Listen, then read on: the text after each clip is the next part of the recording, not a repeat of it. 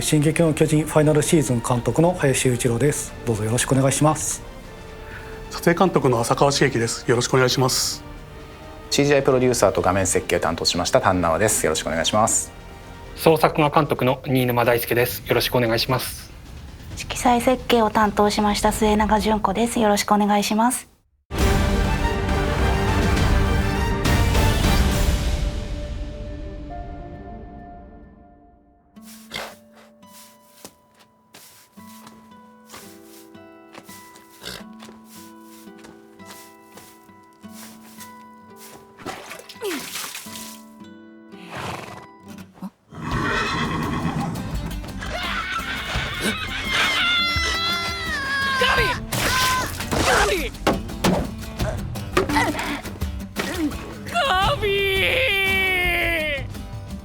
なんでこんなことに。これが悪魔の仕業。いや、馬の仕業だと思うぞ。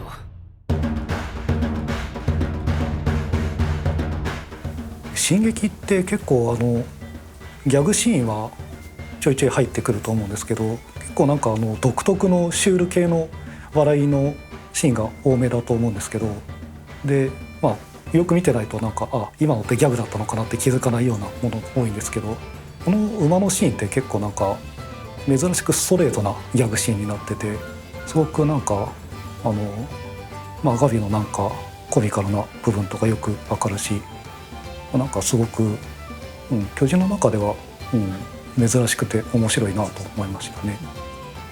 原作の時も、絵面白かったんですけど、アニメになってもやっぱ馬に食われてる、ガビとかね、やっぱつい笑いますよね、作っててもね。ファルコがガビガビガビって言ってこの三段落ちになる、あれとか結構なんかやっぱり最初なんかうまくテンポがカッティング時入らなかったんですけど、アフレコの時に結構なんかうまい具合に花江さんの芝居が入ってすごいコミカルな内容になりましたね。壁の外には人類がいて、私たちを悪魔の民族だって言ってるんでしょ。でもなんでそんなに恨まれているのかよくわからないの。ミア、ベン、教えて。お母さんは一体何をしたの？何をしたからこんなに恨まれているの？何千年も世界中の人々を虐殺したからでしょ。何千年？そんなことも忘れていたなんて。エルディア人は何千年もの間巨人の力で世界を支配し蹂躙してきたの。他の民族の文化を奪って望まれない子を産ませて数えきれないほど人を殺してきたの。でさっきまですごい可愛らしくコミカルなことをしていたのに、そこからのすごい激しい言い合いというか感情のぶつかり合いですね。でもこういうシーンは本当に「進撃の巨人」の真骨頂というか、ガビが今までずっとマーレで教育されてきたこととエルディアでの現実が全然違って、そこにいるその人と直接話すことによってその自分のアイデンティティがどんどん変わっていくという、飛行船に乗り込んでサシャを撃ち殺してからのこのブラスケとの関わりってそのすごい流れも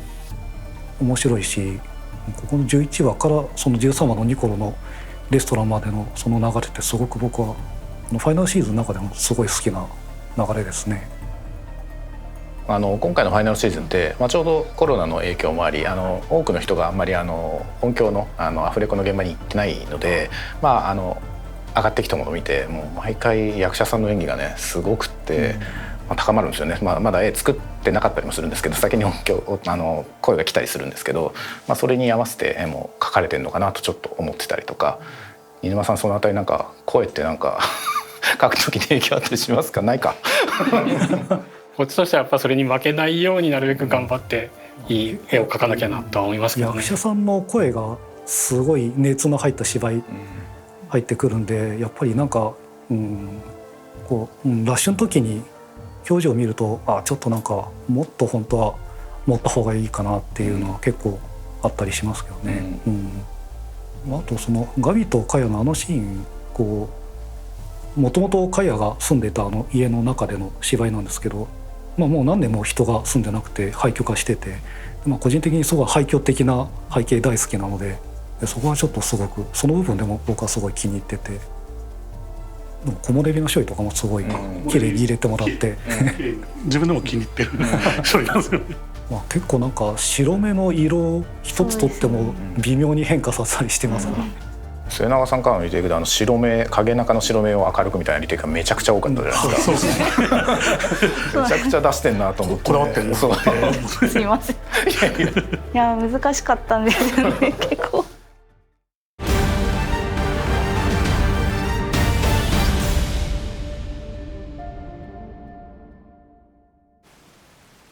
お前はこれからくせえ巨人の口の中で自分の体が咀嚼される音を聞きながら死ぬわけだが、お前にしちゃ随分と安らかな死に方だろう。奪った仲間たちの命に比べてみれば。奪ってない、救ってやったんだ。そいつらから生まれてくる命を、この残酷な世界から。また足が伸びてきたみてえだな。クソ坊さん、見ててくれよ。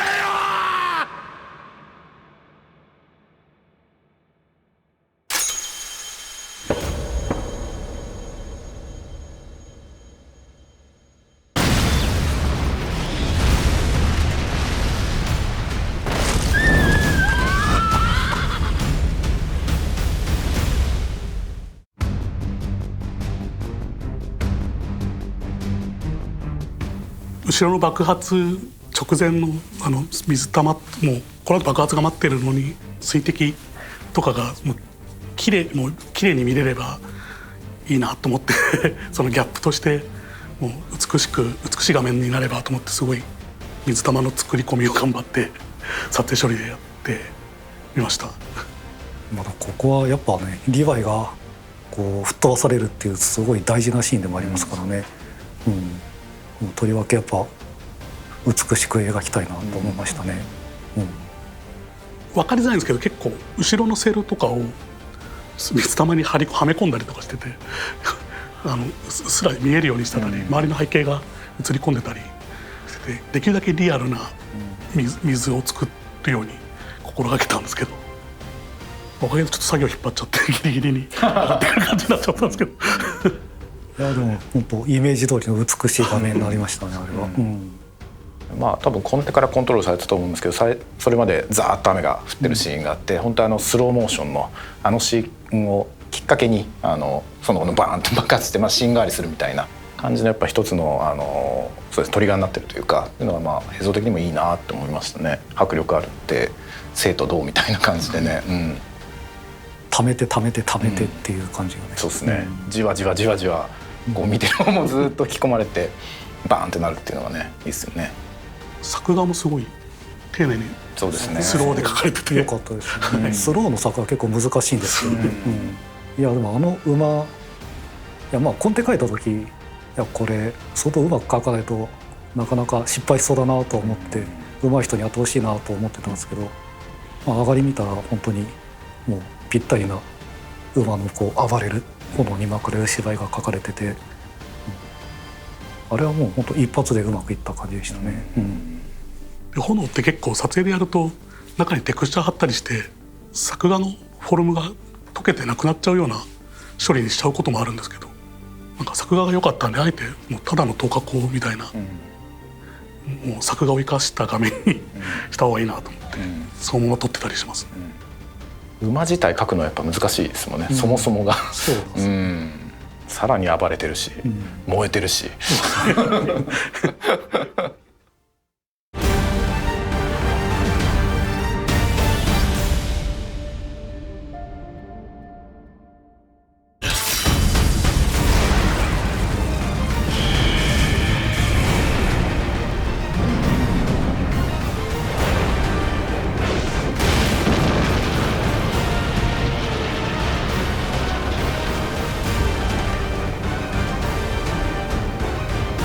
鎧だ。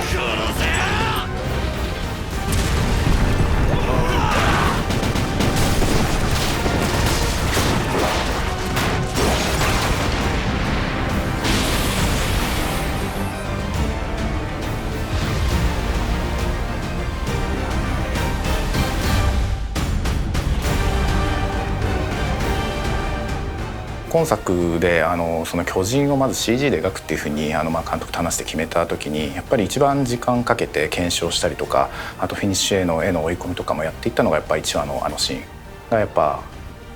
時間としても一番かけたなっていう感じはするんですよね。なのでやっぱ今振り返ってみると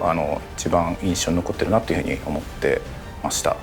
鎧の巨人とかがどんどん破壊されていくんで、ちょっとあれ破壊されるたび別のモデルを作んなきゃいけなくてちょっと大変なんですよねそういうのもあって、どんな段階で壊れていくかとかっていうのを監督だったりとか設定書かれてる方とかに話しながら詰めていったっていうのでもすごい印象深いなっていうシーンですね。でも1話の本当映像はすごい試行錯誤して長い時間かけて作ったところなので印象深いですけどね。もう1話はひたすら煙を置いて煙を置いて煙を置いてみたいな作業が多くて、もう巨人大きいものが暴れてるんで、もう人間と違って一歩進むたびにブワーって煙が巻き上がったりみたいな、足に置いてったりとか走ってるところに足に合わせて巻き上がる煙を作っておいたり、あとは、鎧の巨人が破壊されたところからは修復の蒸気がバーって流れるんで、本当1話とかでも巨人が出てくると本当に煙地獄というか、本当に常にどっかしらからなんかもくもくもくもく出てるんですよね。ちょっと動くと起きちゃいますからね煙とか爆炎とか蒸気とかね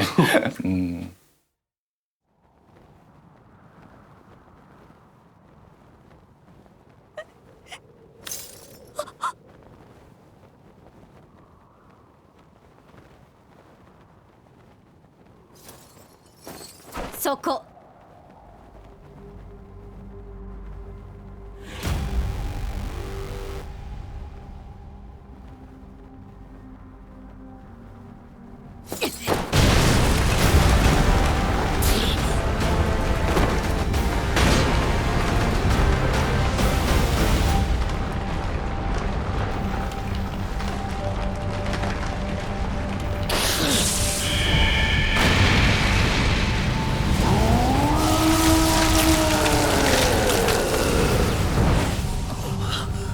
なんだ、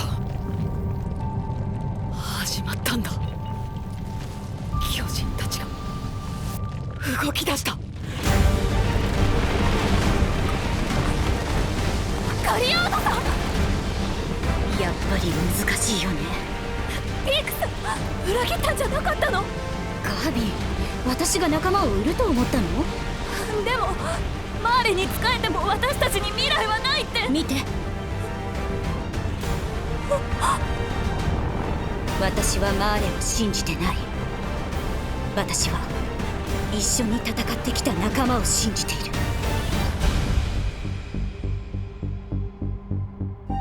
最終話なんで特に印象に最近の記憶で残ってるっていうのももちろんあるんですけどそうですね、あそこの話数は本当に現場的にもこの1本終わったらとりあえず1回終わるみたいな気持ちもありましたし、であとはピーク、すごい可愛く描かれてるんですけどね、ピークのセリフもすごい好きでやっぱり国というよりかは一緒に戦ってきた仲間を信じてると、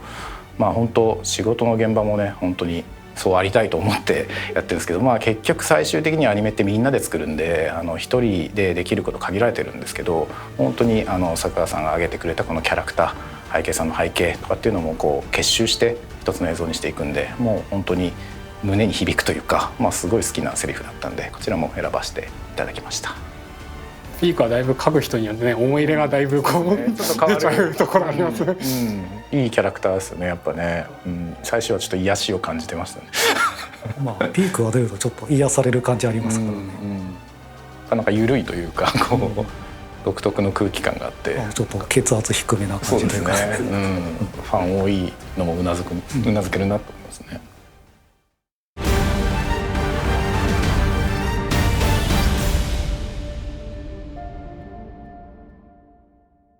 悪かったなコルト、お前を出しにしちまって。いえ、素晴らしかったです。エルディア人がマーレ軍元帥に意見を通すなんて。ジークさんの獣の能力は歴代とは全く違う。まるで話に聞く始祖の巨人だ。どうして特別なんでしょう。王家の血を引いているわけでもないのに。さあな、結局俺が死ぬまで分からずじまいだろう。あ、記憶を継承するお前には知られちまうかもな、俺の秘密を。秘密ですか？ケツの吹き方が独特なんだ。誰にも言わないでくれ。2話ですかね、僕は。やっぱりその作画枚数がやっぱり1話とあんまり変わんないぐらいものすごく贅沢に芝居をさせてて、その辺の負担がすごい高かったバスで苦労したなっていう部分がものすごくいっぱいあるのと、あとやっぱりその5話ぐらいまでですけど、ライナーがやっぱ主人公感を確立しちゃうバスっていうことで、その辺がすごい好きなバスですね。書いててなんか一番楽しかったかもしれないですね。表情豊かな感じありますよね。演出の所さんがね、すごい細かい芝居をつけるんで、あれ地味な話数なのにすんごい動いててそう、先に井上さんおっしゃったように枚数すごい本当ね、アクションバリバリの1話と、同じぐらいかかってるんですよね。なんか普通に歩いてるだけなのに全部なんか違う動きで歩いてたりするんですよでも1話があれだけ派手な戦闘で2話がいきなりもう戦闘一切ない会話だけの芝居だったりもするので、そこのいきなりなんかテンション下がらないようにっていう感じも、なんかロトスコープ使ったグリグリ動く芝居で、なんかその辺のインパクトは1話と遜色なくなんか出たかなというのはありますよね。撮影撮ってもなんじゃこりゃって思いませんでした？そうですねカメラワークを実写に合わせてくださいっていう指示が来て、参考の実写映像が来たりはしてましたよね狙った通り走行列車は脱線してひっくり返った。作戦大成功。でも敵は逃げ去る私に機関銃を撃ってきた。鉛玉を食らう寸前のところでガリアードさんがアギトの巨人で私を守ってくれたの。国土さんのこだわりでなんかライナーの実家で食事シーンでみんなで家族団らんしてる時のなんか雨の影を入れてほしいっていうああいうなんか独特のオーダーもありましたね。なんか外ですごい雨がザーッと降ってるんですけど、その雨の影をキャラクターに入れてほしいっていうのがあって、で常にチラチラチラチラ入ってるんですけどアニメであんまり全くやんない演出ですよね。ちゃんと視聴者に伝わるのかなっていうのがちょっと不安はありましたけどね。そうですね、割とアニメーションってその決まった芝居というかみんなが知ってるような演技とかっていうのは結構あるんですけど、スに関してはやっぱキャラがどうやって動くのか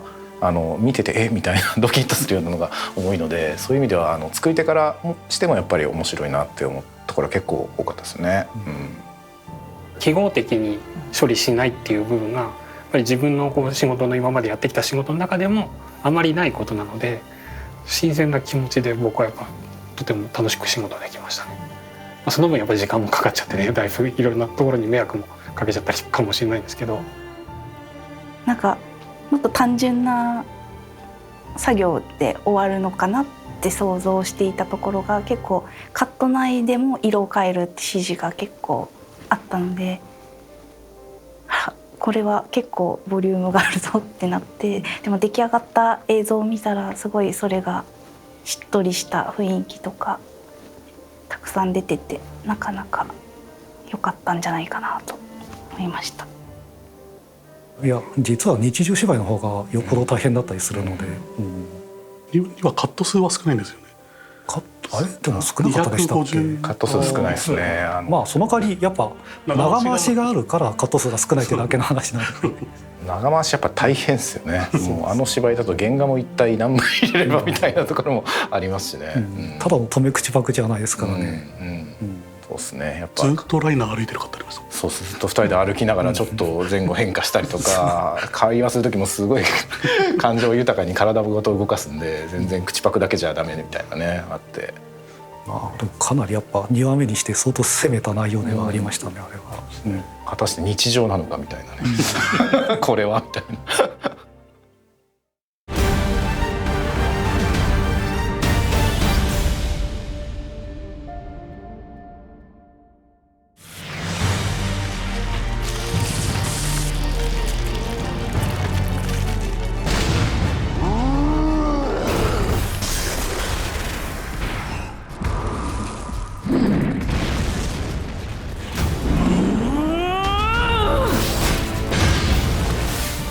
の姿のまま俺を殺す気か。これがパラディ島の悪魔。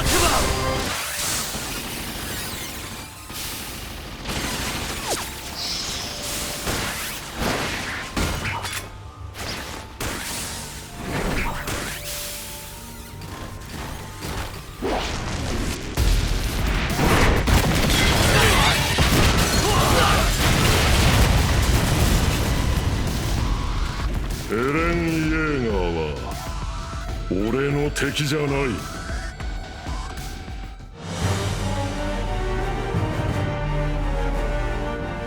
ここは、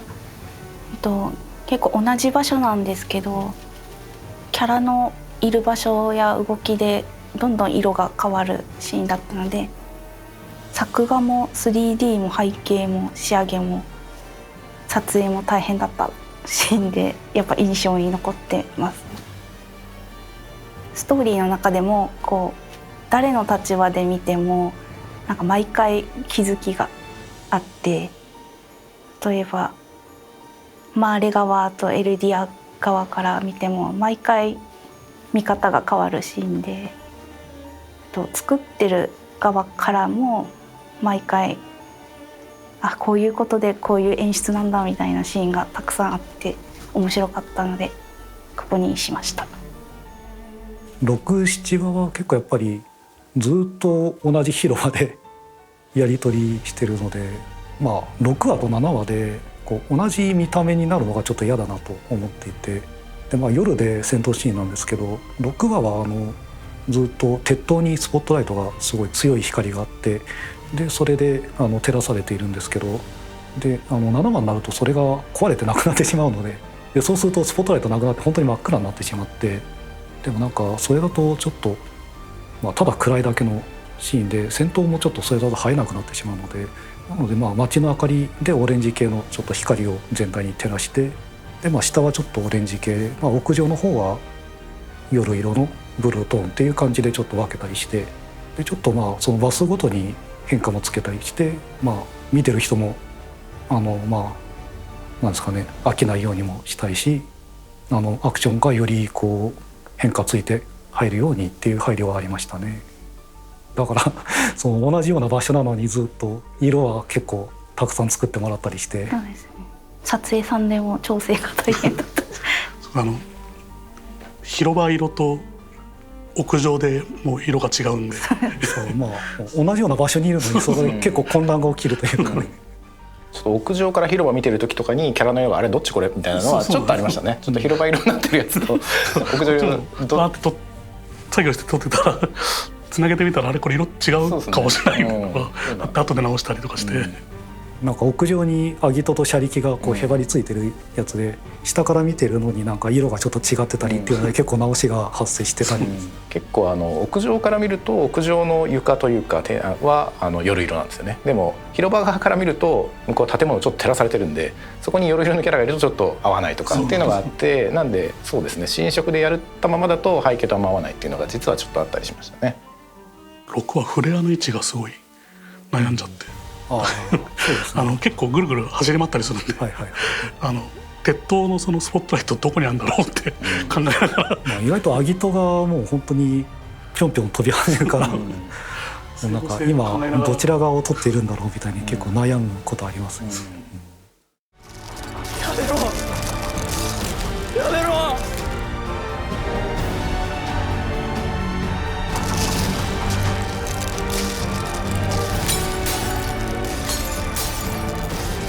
やめてくれ。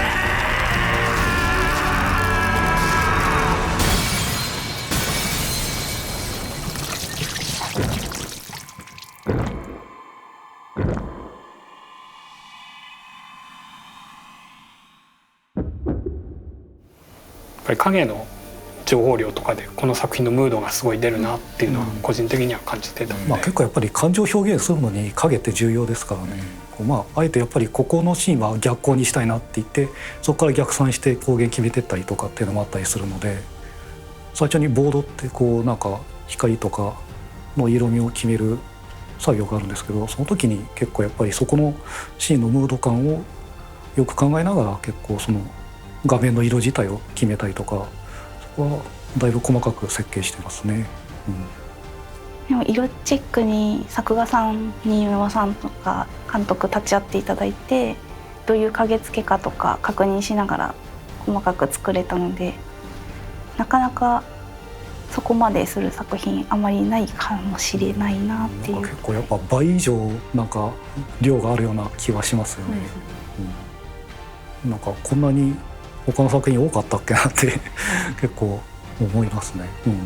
巨人の場合顔の影もやっぱ結構重要じゃないですか。やっぱその影の付け方で割と表情が変わって見えるというか、その辺もあったんで結構作画サイド的にも気使われたんだろうなと思いますよね。やっぱそういう意味では CG を巨人とかもものすごくその同じ苦労があったんじゃないかなと思うんですけど、CG っぽくなんないような影のルックの追求はしてはいましたね。 CG も67は総力戦でしたもんね、撮影としても、シャを上げてというかチーム全体で、なん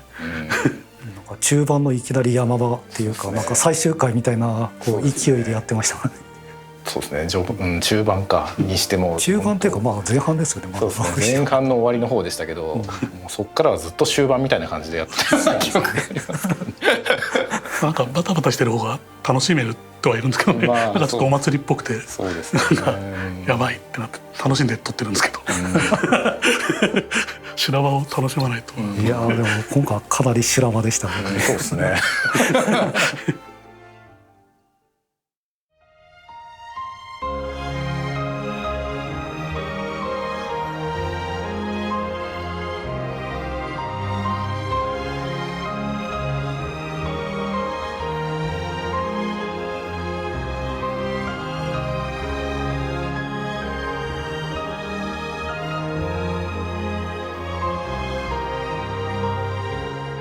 ブルーレイの1巻もそうなんですけど2巻も、すごい結構本放送と違って細かく映像を直してたりしてて、そこもちょっとディスクを見て注目してもらえるとすごく嬉しいなと。結構アクションだったり絵も直してたりするので、そこもちょっと本放送と見比べられるなら見比べてもらったりするとすごく楽しめるかなと思います。というのと、あと2クール目すごくお待たせしてしまうと思うのですけども、今総力を結集してマッパの制作陣立て直しをしておりますので、もう万全の体制で2クール目激しいアクション描けるように頑張っております。ぜひ期待していただきたいと思います。ぜひ引き続き応援よろしくお願いいたします。